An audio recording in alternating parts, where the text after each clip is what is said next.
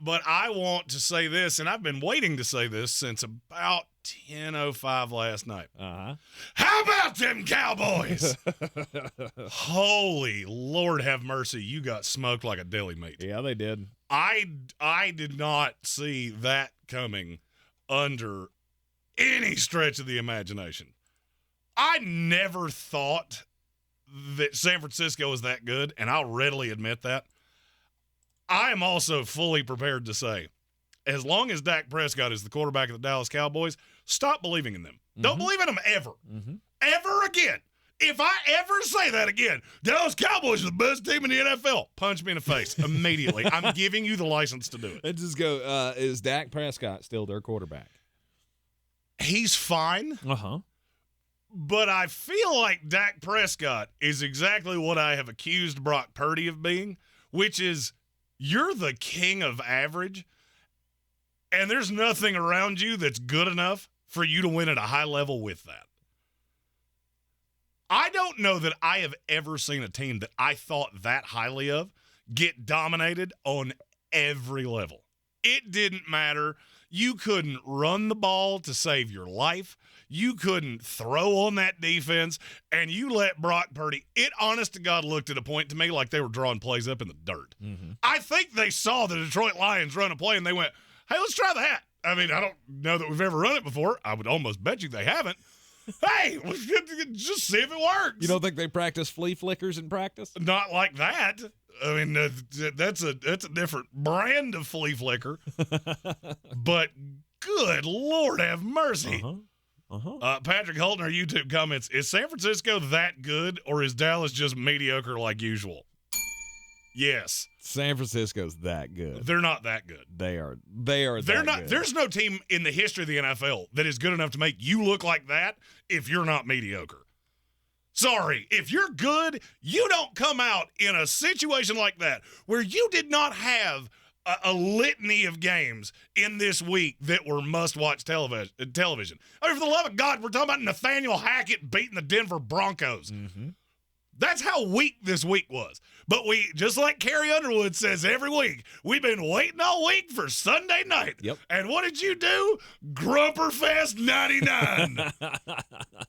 Micah Parsons, best defensive player in the NFL, forgot he was on the field for a full half. Yeah. Didn't even think about him being on the field. Was that the second half of the game?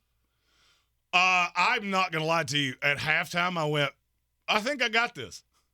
We went to Jelly Roll and Eric Church out at Bristol Motor Speedway, and I walked a lot, and I had 143 fireballs. So by halftime, I went, I think I got what's happening here.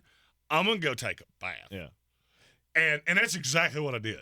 Poured some Epsom salts, lit a candle, had my little no nicotine thing. 2 days, no lung treats. I'm on edge a little bit. Yeah. We're getting there. Well, good. We're all glad that you're growing in that fashion. Let's just hope we're not. But let's hope I'm not growing in your the other Dallas factor. Cowboy hatred. It seems to be growing as well. And it's not a hatred. Look, it's just Dallas, you are who we think you are every single year, because we fall for this every year, and you can change the pieces. There are a couple pieces that you cannot change. The coach is going to be a puppet of Jerry Jones. I don't care if the name changes. This one looks like Kirby and Tank had a child, and you threw him out there and told me he was this offensive guru. You got annihilated by Steve Wilkes. Mm-hmm. I know a lot of you Panther fans really love him. He is the definition of mediocre and has been his entire career. He was running circles around you, just laughing at, you really think this is going to work against me? Oh, we don't have a corner that can cover CeeDee Lamb. Don't matter. Mm-hmm. Let him have his 4 catches for 49 yards that were as empty calories as a Jell-O pudding cup. Yep. This is who you are. All right? You do something enough times, it's who you are. All right? If you're married and you cheat on your wife 1 time a year, you're a cheater. That's who you are. If you buy a new car and 6 months from now you wreck it, and then you do that 1 more time, like 7 more times, you're a bad driver. So the Dallas Cowboys, who who famously had the 40-0 beatdown and were immediately the darling of the NFL. We were all hoodwinked again, and this is just a mediocre to average team. Look at the NFC right now. In the second hour of this program, we're going to talk about NFC contenders and pretenders to make the playoffs. Mm-hmm. Dallas Cowboys are going to make the playoffs. Yep. Can they beat any team that they play? Because you're not winning that division. Sorry, you're giving Philadelphia an extra lap on you every time you lose, and they ain't losing this week either against the Zach Wilson-led New York Jets. The Dallas Cowboys are exactly who I thought they were. Now, I didn't expect that to be that bad. I didn't think any team in the NFL could beat them like that. Yeah, when you kept going on about the line is wrong and this is the easiest game of the week to pick, I was thinking the exact same thing you were on the other side. I didn't say this was the easiest game of the week to pick. I said that about Buffalo, and I was right. You did. You mentioned it about this game, and I went, no, it's actually the other way, because San Francisco, to me, has always looked like the better team, the better, well-oiled machine. Well, and we're going to talk about we're going to talk about the San Francisco side of this in the next segment. Right. But what I'm saying is the Dallas Cowboys, to me, have always been the number 3 team in the NFC. I'm not sure they're 3. I'm not sure they're 3. You think they're worse than the Detroit Lions? Oh, God, yeah. Oh, good Lord, yeah. Okay. Oh, good Lord. Brock Purdy just eviscerated you because Kyle Shanahan gets so creative that he uses that aggressiveness against you. You don't think our buddy Ben Johnson's going to do that same thing? Really? That's not even close to me. Wow. Philadelphia, San Francisco, and Detroit are the 3 best teams in the NFC. Then you get into a little hodgepodge of from one week to the next, you can be really good or you can just take a big old grumper in your pants. And that's the Seattle Seahawks, and they did it against the Rams. Mm-hmm. The Cowboys, who have now done it twice.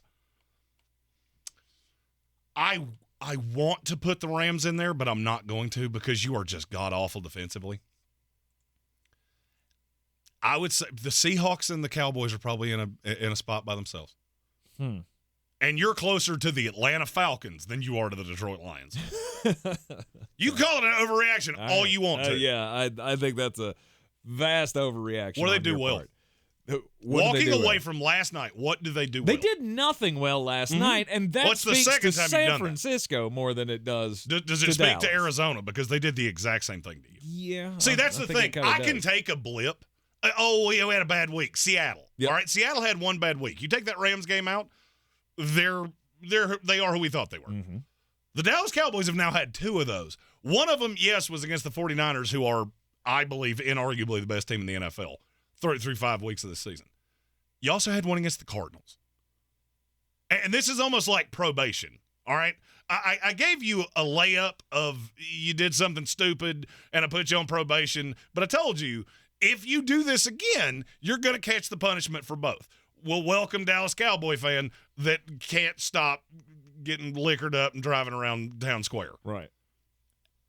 I mean, you got 3 wins against the New England Patriots, the New York Jets, and the New York Giants. Mm-hmm. No person with an IQ above salad dressing doesn't think those 3 teams are 3 of the 10 worst teams in the NFL. Agreed. Awesome. So you can beat the sin out of bad teams. Mm-hmm. Do you think they're going into Seattle and beating Seattle?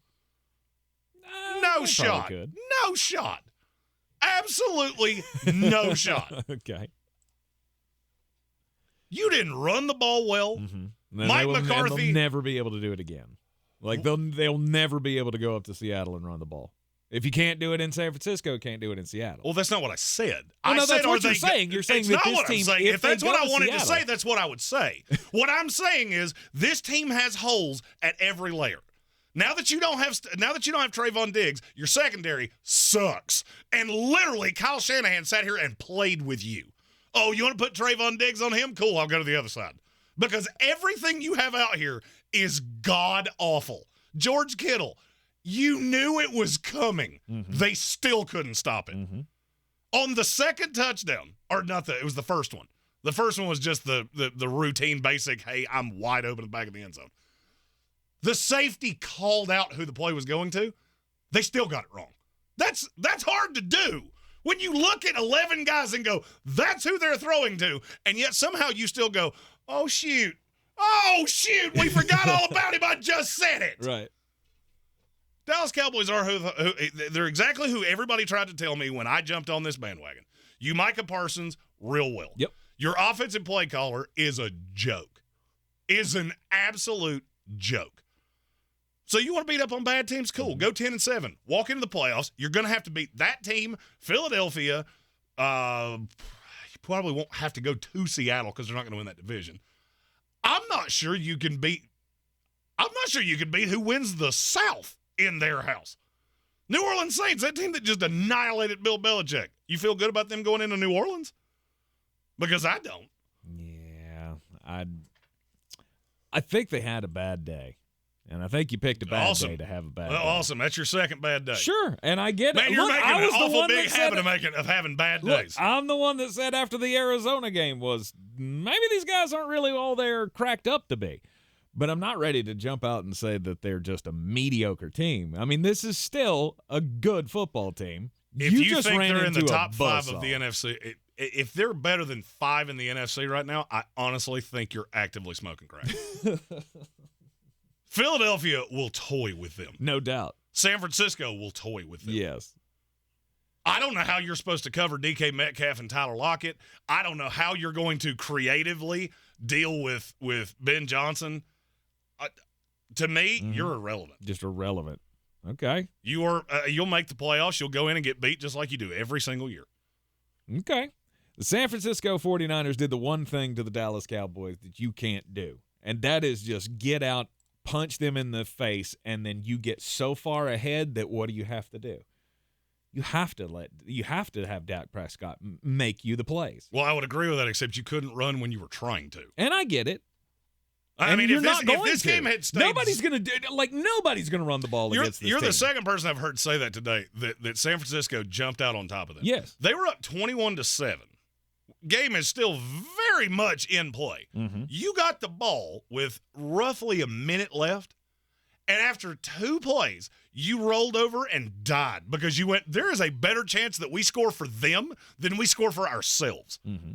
That's everything I needed to see. That's exactly when I went, I know how this is going to go. Now, I didn't expect Dak to throw 3 interceptions in a row. Right.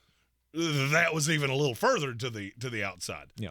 But this is what happens with Dak. Okay. When Dak gets into these positions, he thinks he has to do it, right? He has to make the throw. He has to push it into a window. He has to make the play. He has to do, and he gets into trouble. All right, let me ask you a question, and maybe this will more hammer home my point on Dallas.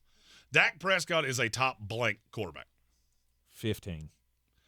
Tony Pollard in that run game is top what in the NFL? 5.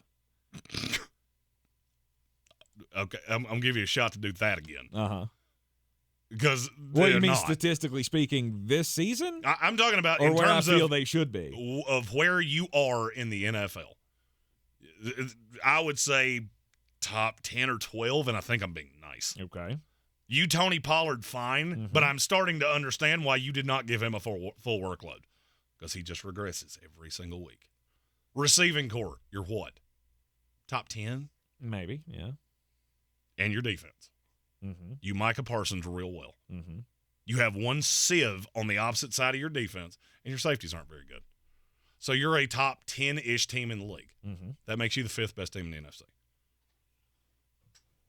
We've been almost dead split on the 2 conferences every time we've done power rankings. Mm-hmm. You're not elite at anything. You were when you had Gilmore and Trayvon Diggs because you could get up in 1 and 2 receivers' faces. You still struggled a little bit in the slot at times, but Bland was was doing enough for that not to be a complete liability. Mm-hmm. And you were getting home so fast that it didn't matter. Well, now look at those 3 teams and realize that 2 of the 3 of them are in the top 5 in the NFL in sacks allowed.